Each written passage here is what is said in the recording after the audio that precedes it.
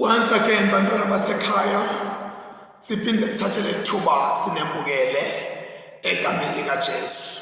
Sifunde eMahubo 78 from verse 39 to the end. Psalm 78 from verse 39 to the end. And in the book of Ecclesiasticus, we read from chapter 34 from verse 1 to 22. And then from the Gospel of Matthew, we read in chapter 13 from verse 24 to 30. Tineke sidawucela kakhulu kule Gospel ya Matthew. Let us pray. Hamba phambi kwethu uNkulunkulu, usivule emehlo engqondo. Usende sikwathi sikuthanze, sihlalele njalo Nkosi ukudumisa imihla ngemihla. NgaKristu Jesu Nkosi yethu, amen. Bangcwele, sithatha lethuba siyanemukela. Sesifundile tifundo tanamhlanje na sihlwa. Tifundo leti sichallengeako empeleni tonke. Ngoba lokho likhuluma ngeluhambo lwebantwana bakaIsrayeli ukuthi uNkulunkulu wabendela ini. Kodwa na how ungrateful they were.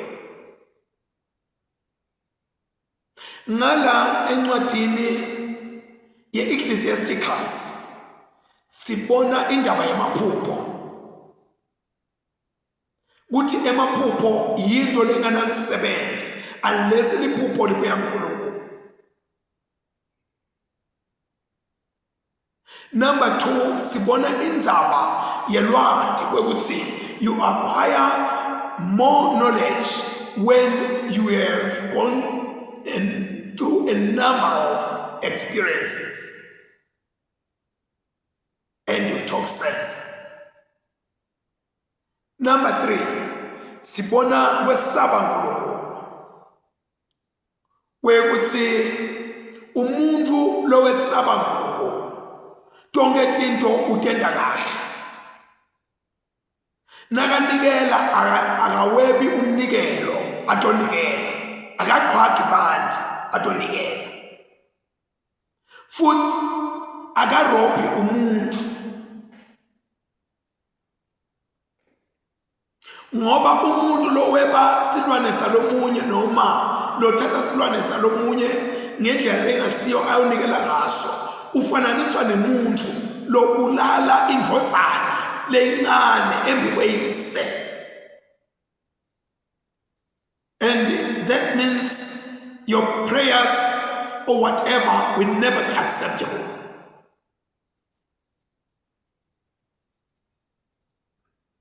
Wekina lesibonile lapho kwekuthi ungamgodleli lolambile kudla ngoba kuye kudla kuyimpilo. Nesisebenti ungasidoji emaholo aso. Uyakudonsa uNkulunkulu lokho ulapho lapha kwendaba. Then ke ngifocusa la kulesifundo segospel yaMateyu. La khona sibona umfanekiso ngemabele kanye nelukhula. Emabele kanye nelukhula. Lana sibona lona lohlanyela lukhula. Sitha ngumuntu lomubi. Ngumuntu lofuna ukubhubhisa umsebenzi lomuhle. Lo lesimbona ngala nangi yalapha ya. Uyahlanyela lo ulele kusebusuku. Kodwa umnikati wensimu uyabona uyathi. Kude lokwentiwa sitha uNkulunkulu angabona. Kude buhlungu londlula kubo uNkulunkulu angabathi. Kungabo athi abaphendula kwethu ebusuku nanilele kufike sitha lomubi wahlanyela lukhulu.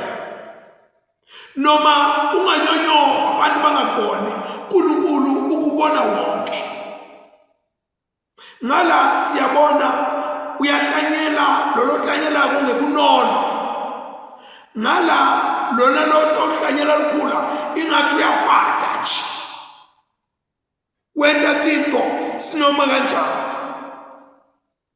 lolukhula lohlanyelwako lune potential yekubulala lamabele lolukhula lohlanyelwayo lunemandla eqhela phansi umsebenzi lowentiwe ngokukhandlela kwalona bekahlanyela inkinga yalolukhula lukhula luthatha simo sale hlanyelo noma saloku lesithombo lesihle lokuhlanyela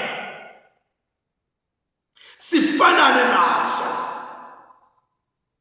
kube lukhuni kwehlukanisa ufuna kuze kufika isikhathi sekuvuna senlakhona kutobonakala ukuthi lokhu akusiko so ke kupita a very wise farmer to distinguish to give an advice kubantu labakhathatekile uthi lo mlimi noma lo mnikati walensimu kuyekelene kukhule kopini ngoba mhlawumbe nitawuthi nikhokha lolukhula kubese kulimala naloku lokudla lokungona kuhlanyelwe into lebuhlungu ngalohlobo lwalolukhula uma ngabe lumila letimpandze talo tibophana lengaphansi naloko lokungiko kangangoba lobuhlobo noma lobu relationships bune intimacy like very strong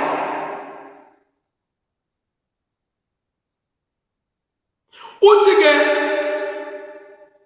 umnikati wesivuno kuyekelene ukhule kopini noma anguNkulunkulu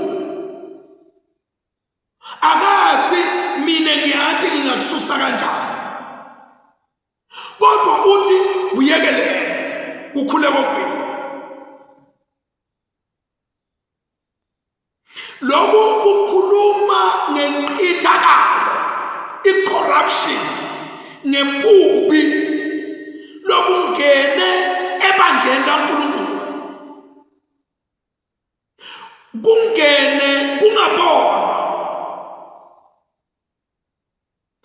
lukhula luyashesha kutsatsa masinyane luphakame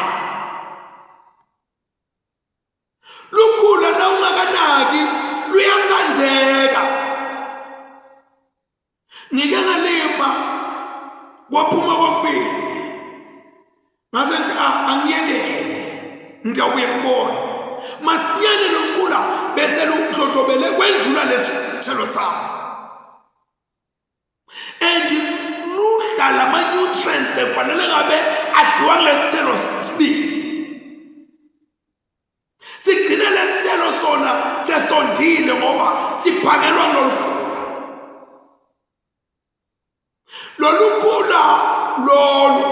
lokukhulunywa ngalo la lu-poisonous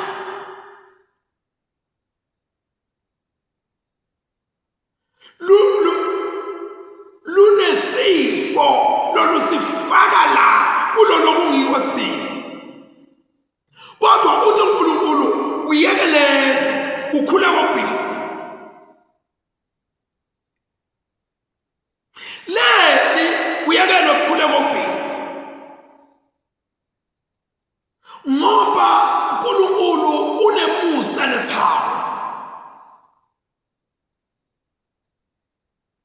akafuni bakhe in the process uthi wena ulungisa into. Lokhu kukhuluma ukuthi lo mbuso waNkulunkulu uhlaselwa ditha. Lo mbuso waNkulunkulu noma sithi nawo umbuso waNkulunkulu, kodwa la kulo mbuso waNkulunkulu dineni ditha talo mbuso. Ubona into ngathi tiyakhukumuka, tibatinhla, ubona abantu ngathi liyakhula, likhula kunebantu labanetinjongo tabo letibheke eceleni, letingasitho tekukhonza uNkulunkulu. Kunebantu lapha kuleli bandla laNkulunkulu labahamba bahola libandla, labakhonza libandla, labenta tinto, kodwa tinjongo tabo netindlela tabo akusitho taNkulunkulu. Lokunye kuyabonakala, kubonakala indlela labenta ngayo, kubonakala indlela labafuna ukuphakamisa ngayo, kodwa akusiko lokhu lokwaNkulunkulu. Kodwa uthi uNkulunkulu uyekelele. Uyabona ngesikhathi kuyekelwa bantu lababi basilimata, siba buhlungu kakhulu ukuthi yini kungabi khona lokwentiwako to deal with lobubi. Kodwa uNkulunkulu uthi akuyekele. Uyabona la emhlabeni, uma ngabe ungasi wise, ungahlakaniphanga, ungagcina ulimete tinto letingito ngaletingasito. La ebangeni kunebantu lesibangwabile lesingazange sasike sibabone, sibafanisa nokubafanisa ukuthi lo ukawasho ukuthi Jesu uyinkosi noma walebandla, kodwa ngenxa yokuthi uma ngabe bengahlala ngingamkhwaphi lo khondako labandlela, kungenteka athi cha lisonto mina ngathi ngihluphekile langangisita ngalutho. Kunebantu lesihamba siyobathandazela, sibahlole emakhaya, sente lokho nalokuyana, sizathu sokuthi kunebantu uma ngabe singayeka kwenta lo msebenzi labangalimala kanye bona ba-right. Uma Jesu athi uyekele ukhule kokubili, ngoba nawe ufuna kususa lokho kulimala nalo lokhu right. Akusho ukuthi lamabele ayathanda kuhlala nalo lukhula, kodwa inkinga kwekuthi bayahlobana somewhere, bayalumbana somewhere.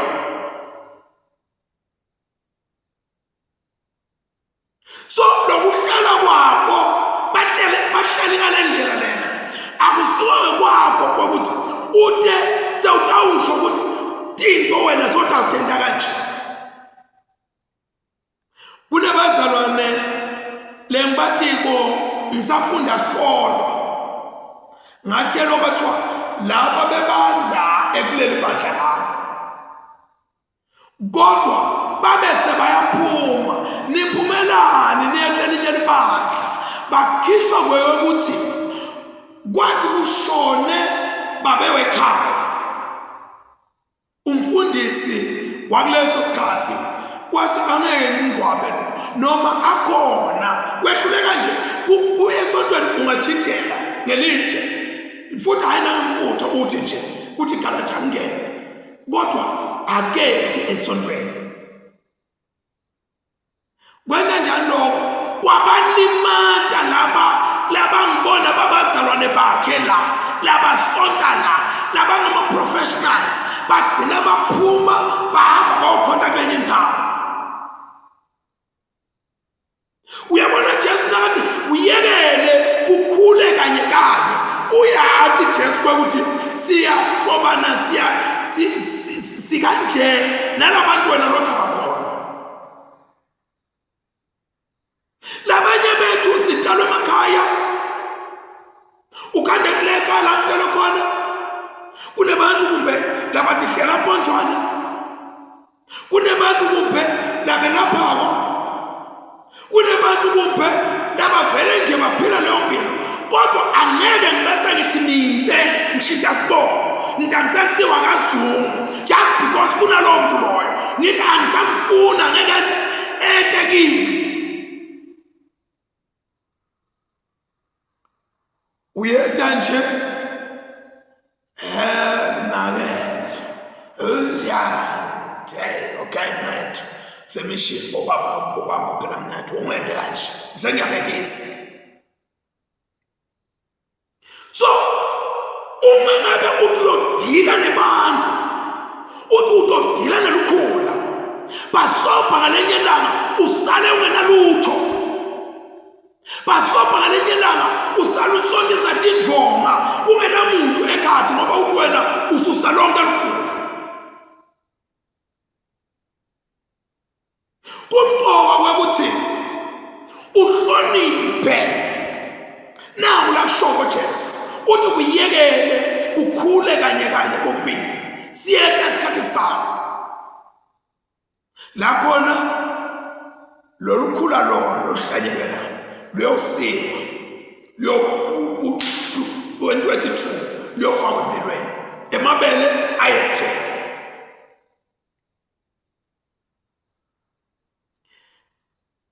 Ngingakaphethi namhlanje nasihlwa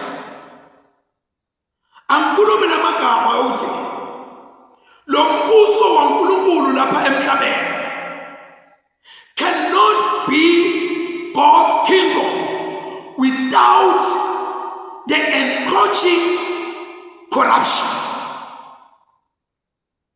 Siyathanda kasithandi